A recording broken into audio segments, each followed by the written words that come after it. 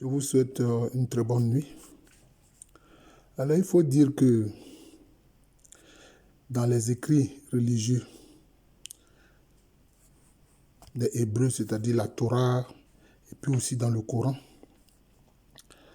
le Nessout, c'est-à-dire celui qui vient du sud, qui a appelé improprement Pharaon, est présenté comme quelqu'un de très méchant, etc., qui a fait du tort aux ancêtres des Juifs, si vous voulez, les Hébreux, et aux Sémites en général. Et on passe sous silence tout le bien que les Kamites, c'est-à-dire les Noirs, ont fait aux ancêtres des Juifs, c'est-à-dire les Hébreux, et aussi aux Arabes. C'est un problème. Quand Jacob, Israël, et sa famille de 70 personnes étaient tenaillés par la famine, où ils sont allés?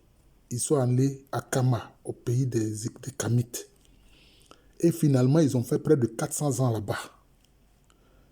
Ils ont été reçus donc par les Noirs de l'Égypte antique. Et on a vu comment est-ce que Joseph, qui d'ailleurs les a amenés à s'installer en Égypte, a poussé son père et ses frères à s'installer en Égypte, comment il a été bien traité par celui chez qui il était, où il a fait don de ses... Il a fait montre de ses dons d'explication des rêves et des songes. On ne peut pas passer tout ça sous silence. D'ailleurs, quand il est traduit dans la Bible que les Hébreux ont subi un dur esclavage, ce n'est pas exact. Le texte dit qu'ils étaient serrés. Il n'a pas dit qu'ils étaient esclaves, on dit qu'ils étaient serrés. Comme en Afrique, on dit « je suis serré », c'est-à-dire j'ai des difficultés, j'ai des problèmes. Mais pourquoi s'ils avaient des problèmes? Mais c'est à cause de leurs frères sémites. C'est à cause de leurs frères sémites. Les Hittites, les Amoréens, etc. Très souvent, ceux-là, ces sémites-là, ils étaient des nomades. Donc, ils erraient dans le désert. C'est pour ça que les anciens Égyptiens les appelaient Amou, c'est-à-dire les errants, ceux qui errent dans le désert. Et donc, quand ils sont tenaillés par la faim, c'est en Égypte qu'ils viennent. Parce que l'Égypte était le grenier du monde en ce moment-là.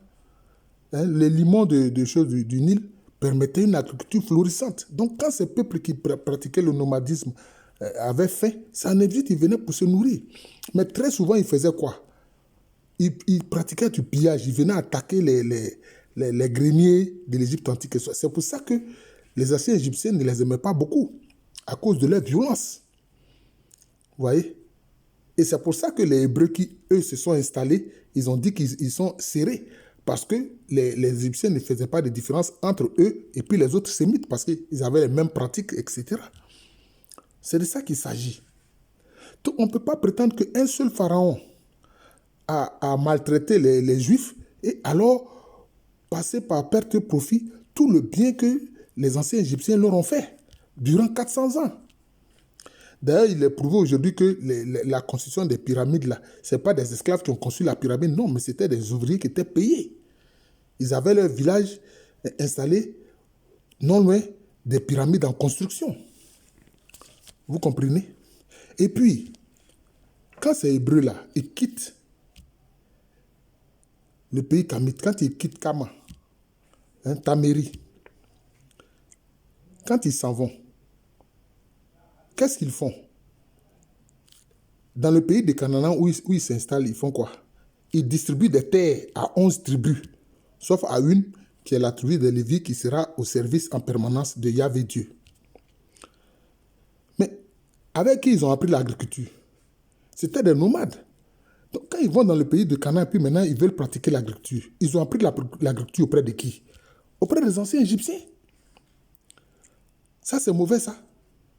Ce sont les anciens Égyptiens qui leur ont appris comment on fait l'agriculture. D'ailleurs, quand ils sont allés dans le pays de Canaan, les Cananéens, ce sont des frères des Kamites. Ils sont de la même parenté. Bon, les semences, là, ils ont pris auprès de qui? C'est auprès des Cananéens, ils ont pris les semences. C'est pour ça, d'ailleurs, que si dans le texte, de la Torah, il était recommandé qu'il tue tous les Cananéens qui vont trouver dans la région, dans le pays de Canaan. Ils ne l'ont pas fait. Pourquoi? Mais parce que ce sont les Cananéens qui leur ont donné les semences pour pratiquer l'agriculture. C'est ça les faits. Vous voyez? C'est ça les faits. Quelquefois, la vérité historique contredit parfaitement ce qui est transcrit. Parce qu'il ne faut pas oublier une chose. Ils sont allés convoiter la terre des Cananéens. Et c'est Esdras qui a écrit le Pentateuque. C'est Esdras. Il a écrit ça après la fin de l'exil à Babylone. C'est ce qu'il faut savoir. Donc, il a dû rassembler des manuscrits ici et là. Vous voyez? Donc, c'est cela. Donc, c'est auprès des Cananéens qu'ils ont eu les semences pour planter, parce que les Cananéens, ils étaient agriculteurs. Alors que eux, depuis longtemps, ils étaient des nomades. Maintenant, même au plan spirituel, on sait que les Kamites, en fait, ils croyaient en une seule divinité, en un seul Dieu qui est Nétier. Mais l'un de ses attributs, c'était Amon. Amon qui veut dire le caché, l'invisible. Mais c'est Amon là qui a donné Amen, que nous utilisons. Dans la foi chrétienne, dans la foi juive, dans la foi musulmane, ils disent Amin. C'est le même Amon là. C'est parce que d'ailleurs, dans ces écritures-là, on indique que les choses, la consonne. On n'utilise pas, on n'indique pas la voyelle. La voyelle est suggérée. C'est pour ça qu'il y a Amon, il y a Amin, il y a Amen. Mais ça renvoie à la même réalité. Amon, c'est l'attribut de la divinité quand elle est cachée, quand elle est invisible. C'est comme ça. Mais ça vient des anciens Égyptiens. Et en fait, c'est le côté de la divinité. Quand elle se veut invisible et cachée, c'est ça que les Hébreux, en fait, ont privilégié. C'est ça qu'ils ont privilégié. D'ailleurs, aujourd'hui, quand ils disent Amen, ça veut dire quoi? Ça veut dire Adonai Melech Naman, c'est-à-dire Seigneur, Roi, fidèle. Adonai, Seigneur, Melech, Roi, Naman, fidèle. C'est comme ça qu'ils traduisent ça, alors que ça vient en fait d'Amon. La divinité, quand elle se veut cacher, dissimuler, etc. Donc, c'est ça en fait. Donc, même au plan spirituel, ils doivent beaucoup aux Noirs, aux Kamites. Vous voyez? Mais si un pharaon a été tellement mécontent de leurs actions de pillage et qu'il a réagi, à juste titre d'ailleurs, alors on ne peut pas dire que non, tous les pharaons étaient mauvais, tous les pharaons étaient mauvais, tous les Noirs qui étaient en Égypte étaient mauvais. Ça ne fait pas sérieux. Notre Seigneur Jésus-Christ, même quand sa vie était menacée par Hérode le Grand, où ses parents l'ont emmené, c'est en Égypte, dans le pays des Kamites qu'on l'a envoyé. C'est ça les faits. Vous comprenez? Donc, par rapport à l'histoire, il faut restituer les choses. Quand on prend la lettre, ce qui est écrit dans le Pentateuque, tout se passe comme si les relations entre les Noirs Kamites et puis les Hébreux, ancêtres des Juifs, c'est passé simplement, toutes ces relations, c'était sous le sceau de la violence. Non. Si c'était sous le sceau de la violence, ils n'auraient pas fait 400 ans en Égypte antique. Si c'était sous le sceau de la violence, les Cananéens ne leur auraient pas donné des choses, des semences pour pratiquer l'agriculture. Parce qu'ils ne savaient pas pratiquer l'agriculture, c'était des nomades. C'était des nomades. Ils ne savaient pas pratiquer l'agriculture. Donc c'est grâce à des Noirs, à des Cananéens qu'ils ont pratiqué l'agriculture dans le pays des Canaan, parce qu'ils ont reçu les semences là des Cananéens. Et les techniques culturelles là, c'est auprès des Cananéens ils ont appris ça. Voilà, il faut savoir ça. Même la région de Tyr et de Sidon, les Phéniciens, au départ, le noyau, ce sont des Cananéens. Ce sont des Cananéens. Donc, il faut restituer ces rapports des Hébreux avec les Noirs cananéens et les Noirs Kamites sous le regard critique de l'histoire et non sous le regard passionnel de la religion. Voilà, c'est ça.